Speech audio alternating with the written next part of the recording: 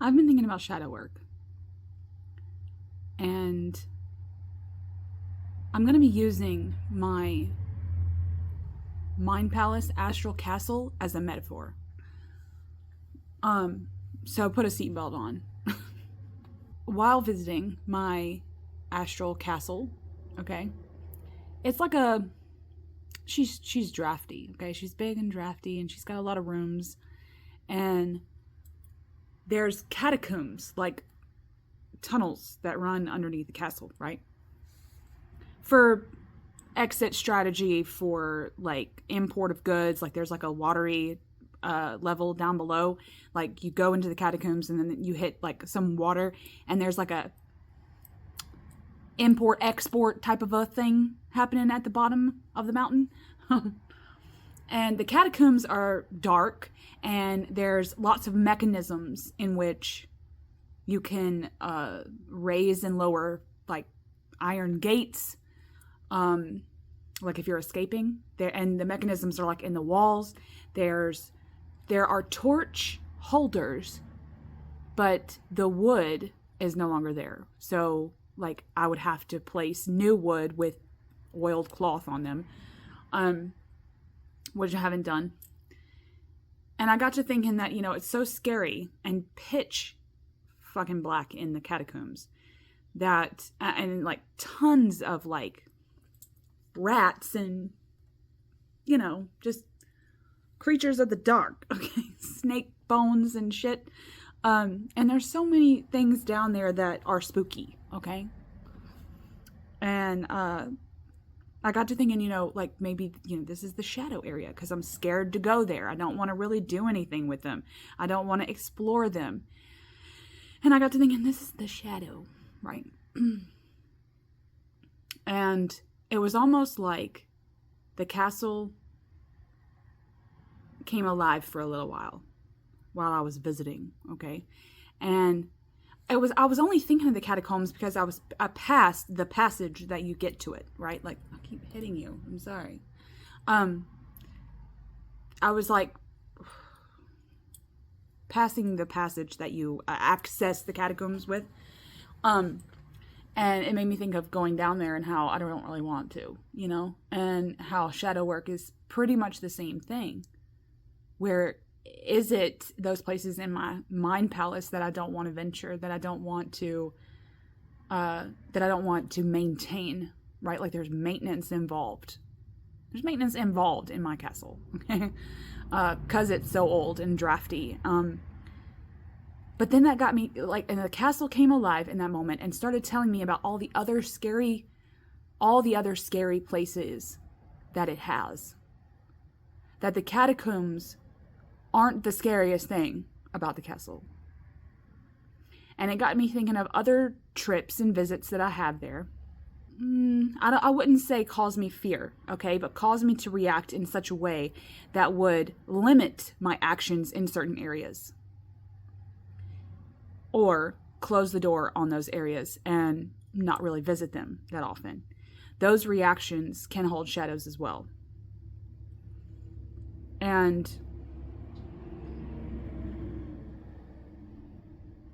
I got to thinking, okay, well, what are the other areas? So I started asking the castle. I was like, look, because I can, you know, it's in the mind, right? I can converse with it. It's a thing. Okay, there's okay, it has a spirit as my astral altar, basically, my astral castle. And I was like, okay, but I'm talking like I assumed that the fear was what the shadow, you know, that's the shadow, is the fearful places. But the castle was like, no. What about the places that you don't go? That are here, they're here. you don't go to them. You go to the same places all the time. You go to the beautiful places. So it was like time kind of sped, right, in this visit. Time kind of sped around. So it was showing me daylight and moonlight and no moon and a cloudy day, like a very, very overcast day where it was not a lot of sunlight, so the castle was really dark all day long. And bright sunny days where the castle's lit up from, you know, from inside, from the sunlight, right? And it showed me all of this, and as I was kind of like the ghost of Christmas past, ghost of castle past, okay? And showing me all of this, all the little things in the castle. And at the end of this trance, for lack of a better word, I realized that the shadow is in the other places as well. It's in the places that, again, this is an actual trip that I took in my mind, with my mind palace, in my astral castle, but I'm also using this as a metaphor for shadow. It's like almost like the castle taught me this lesson, okay?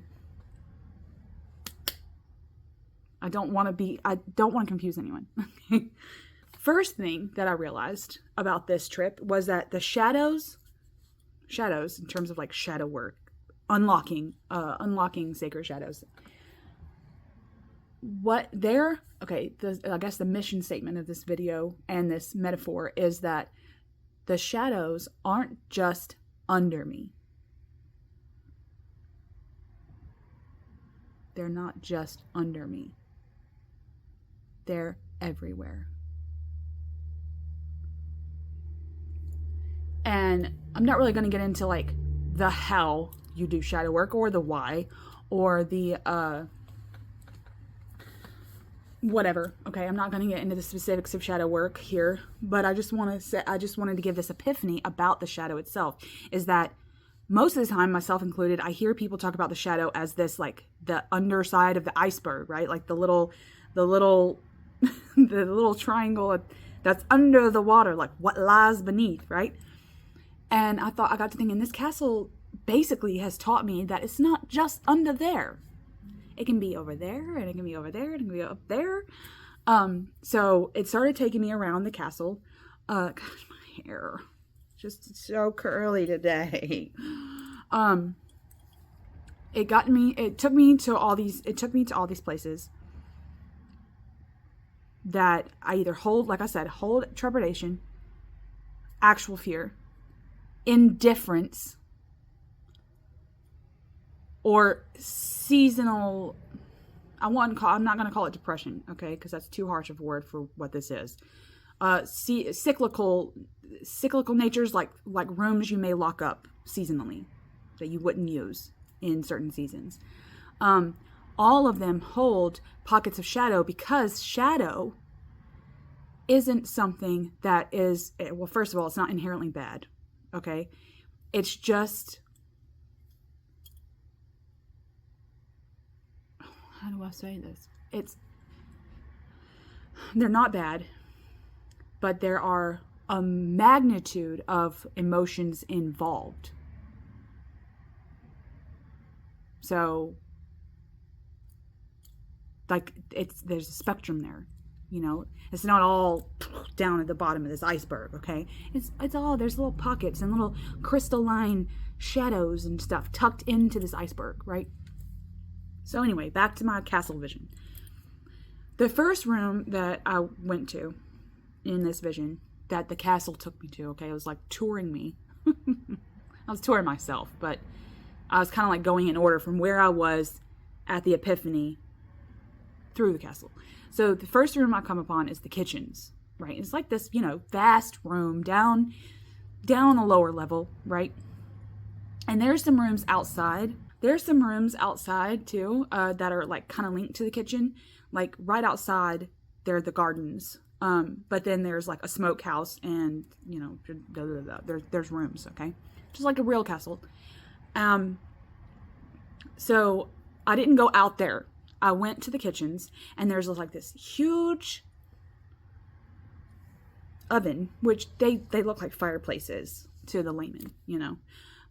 These big stone ovens and big butcher blocks and all that, right? And the mouth of the fireplace, because it's so huge and cavernous, when it's not in use, when there isn't, because this is a castle that I occupy by myself, there's not a kitchen staff, right? I don't eat there. So when I get to the kitchens, it's like silent. There's no copper pots moving about. The fire's not going. But the focus of the room, like when you go into the room, is the huge stone oven. And the mouth on that thing, the maw of it all is humongous, and it's terrifying. It was terrifying to look at this, because there's like blackness, and for it to be the focus of this unused kitchen, okay, was like, wow, this cavernous mouth of this fireplace is telling me stuff, you know. And then we don't know what lurks in the chute, in this huge chute that goes up, right? So anyway, that was interesting, is to think that there was shadows lurking. I guess I am using this in terms of like real shadows, like what the light casts shadows on. But then also trying to, is metaphoralize a word? Metaphoralize the fact that a kitchen, I don't know, like a kitchen should always be in use. Like there should always be something there. There should be little pastries on the there's a big long butcher block right in front of the stone oven, right? Where you would knead dough and crap like that. And usually that's where you would set out things to cool, things for the millinery, right? Like the people of the castle, right? Like the workers, the staff. You would have, like, you know, pastries or some kind of hand foods for the people to kind of pick at, right? If it's not at mealtime. But if there's nothing there, nothing's in the larder, it's like, this isn't right. It was almost like my astral castle, you guys, was telling me I need to cook in here more. So there's some shadow there too that lurks in the empty kitchen. And then I'm going through, right, and I hit this, I guess you would call it like a foyer, right? Like I'm back into the, you know, into the home, like the castle area, and I'm like, this foyer area has the staircase that goes up, and then a couple of pocket, I guess you would call them sitting or drawing rooms or something, around the area of this foyer. And there are a lot of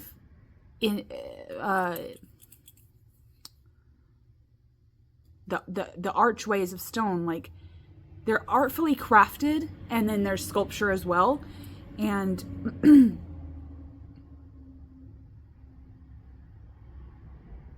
like the statue of the staircase is stone. The two pillars of the staircase. And they're just so intricately done and so ornate. But it's like they're otherworldly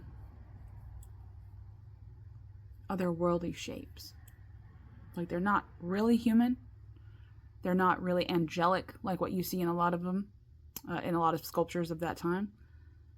They're not fantastical. They're not like mythical creatures. They're more like these humanoid fluid beings that are freaky.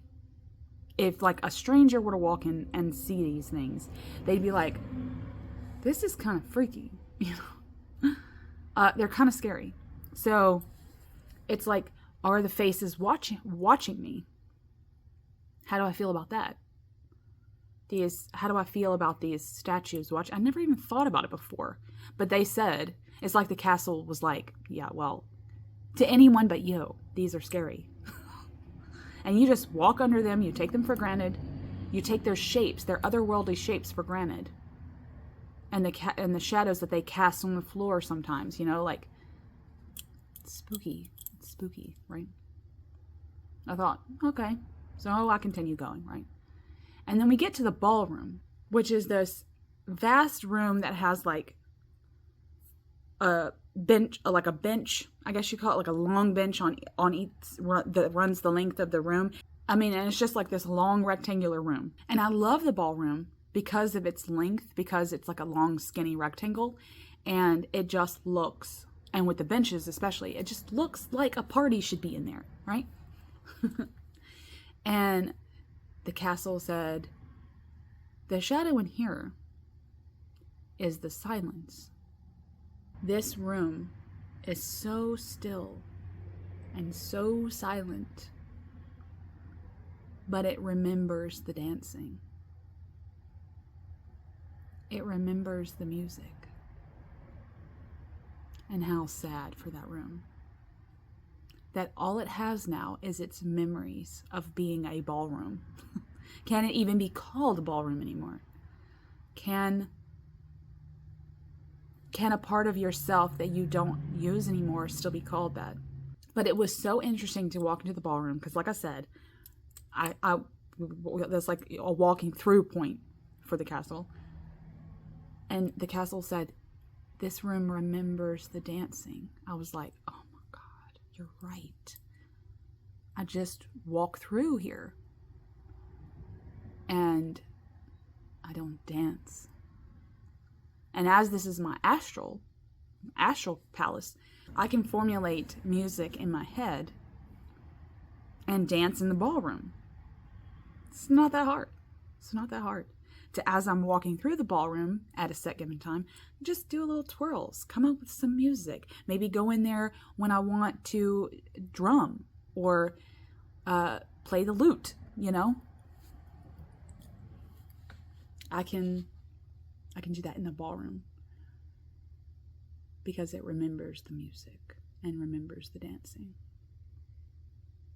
Okay, so anyway, continuing, it makes me stop and look at the walls, okay?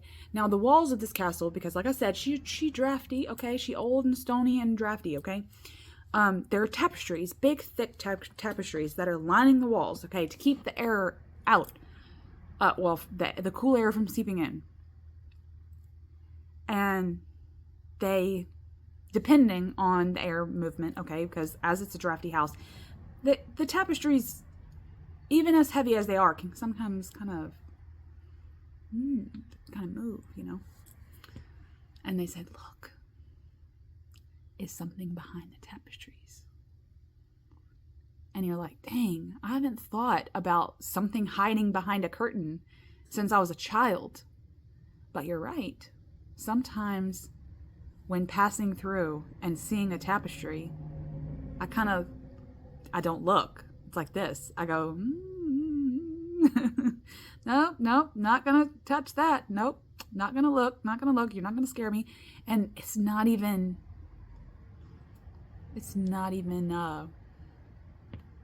conscious, really.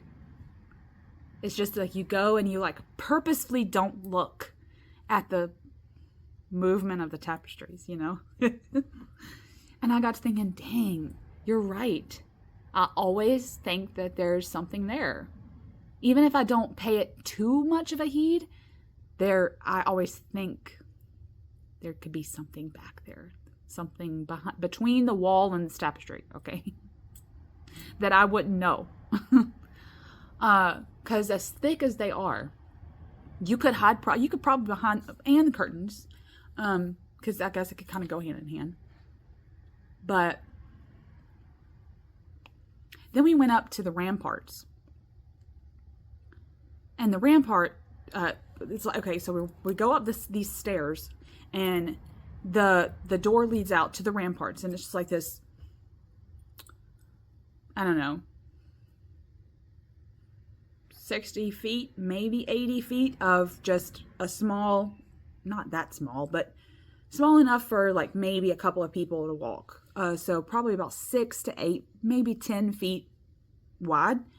And then there's the ramparts, which go like this, you know, that look over. So that's for the archers, right? For the soldiers to walk. They're looking out over all the land, okay? In I guess in a functioning castle. And now for me, I like to go out there because I love the wind, okay? As a wind witch, I like to go out there when I need that wind from on high, you know? It was so interesting because the castle didn't say anything when I was on the ramparts and in this trip. The wind picked up okay? And it blowed my hair really fiercely. And I remember that the hair just blowing off to the side, as it normally does. And I have this cloak that I wrap around my shoulders, and I'm just pacing. And in the wind, I hear this voice that said, "We are the only ones that know your true name." I got to thinking, what does that mean? Does that mean that I'm not true with other people? Does that mean that I need to trust other people more? Or does that just mean that in times of trouble, the wind will be there because it knows that I need it? It's about truth, self-truth, and how the truth from me needs to be integrated, like the shadow. That the wind can know my name all day long, but if I don't know my name, that's a shadow, isn't it? If I don't know my own name, if I don't know my true name. Okay, so anyway, going further up, we hit the attic, okay? Which the attic's not really an attic, okay? Because it's a fucking castle. But it's the North Tower. And I have this study in the North Tower, okay? So you're going up the spiral stone staircase, okay? All the way the hell up. Till you hit this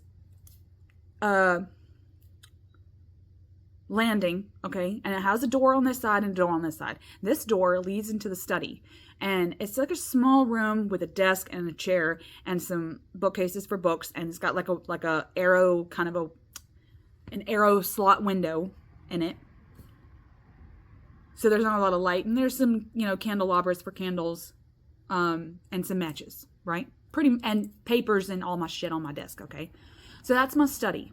But then if you walk back out to the landing and go to the other door, it leads up into this, what would have been a storage area. Probably it would have held bolts of fabric, old cutlery and old kitchen items and old, I don't even know, old trunks of things for the occupants. So it was a storage area, but it's empty, okay? But the attic in this castle for me is empty, but it made me think of the fact that the attic is the catch-all for all the crap you don't want, but you don't want to get rid of, okay? It's unlike the catacombs or the basement of a house. Like if it's a house, that's the metaphor. The basement is that place where you put the stuff, mostly if you don't have an attic, you're putting shit in the basement, okay? Both places are kind of like these liminal places of things that you no longer use, don't have a use for, or they're things that you're never going to use again, but they're sentimental, or I'll need this someday type of a thing. You don't want to get rid of this stuff.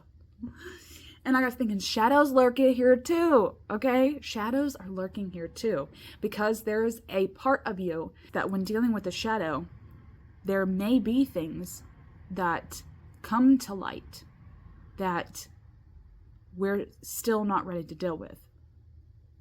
But we've unlocked it somehow. But we're like, okay, it's not really pleasant. I'll just put that in the attic for a better time, So it's something that you've unlocked, but you don't want to currently, you're not going to deal with it. Like in the moment of the unlocking, it was enough for you to just unlock it and go, okay, I don't know what to do with this. I don't know how to deal with this. So I'm just going to put it here for safekeeping. But away from the rest of the castle. I'm just going to chuck this here with the, old love letters and trunks of old clothes and old shoes and, old vases. That's what I'm picturing. It's like your grandmother's attic. You go up there and it's like a memory bank of things that your grandma probably doesn't even remember. Or she doesn't even think about until you bring out this thing. And you're like, what is this? And she's like, oh, that's an astrolabe. Here, let me tell you about the sailor I had an affair with. You know, like, what the hell ever. And hasn't thought about him or that astrolabe in 15 plus years. But somehow it unlocked a memory, right? So what if the attic is that same place in the shadow kind of a thing? You know, this place we put our shadows that we know about, that we don't want to think about, but we've unlocked. I don't even know if that's possible. I don't even know. I don't know enough.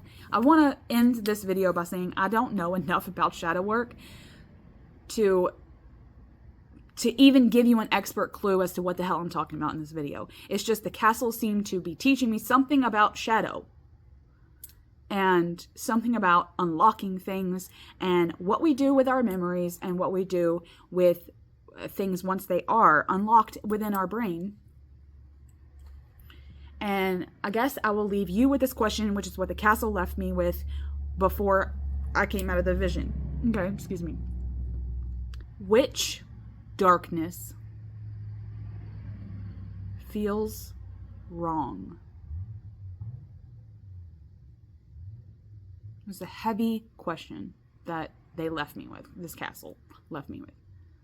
Which darkness felt the most wrong?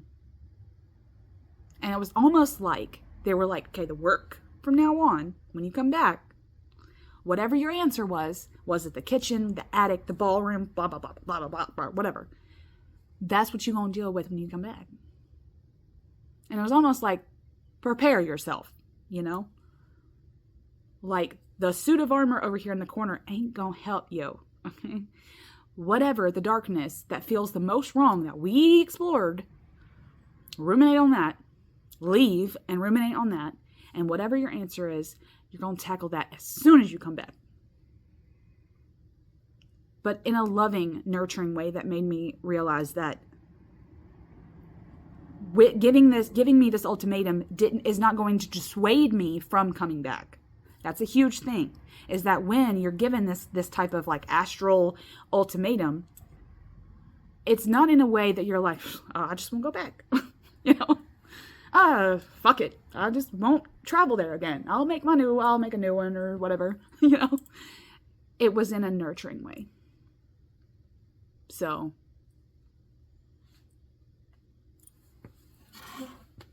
yeah. I don't know. Let me know if y'all have had any epiphanies lately as to the shadow. Much love.